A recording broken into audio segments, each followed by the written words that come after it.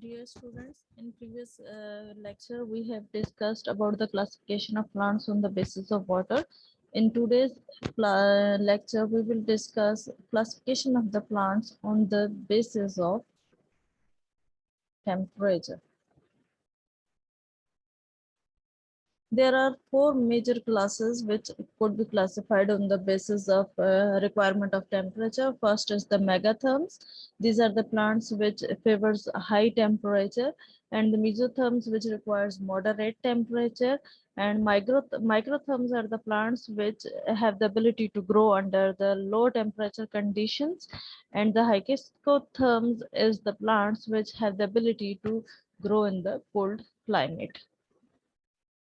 First of all, megatherms, as I have told in previously, that these are the plants which have the ability to grow in high temperature, and that high temperature is required throughout the year. So these are the plants which rapidly grow in the equatorial and tropical rainforest.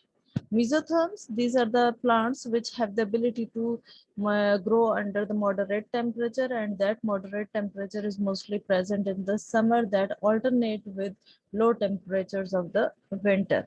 So these plants are mostly found in the deciduous forests of tropical and subtropical regions.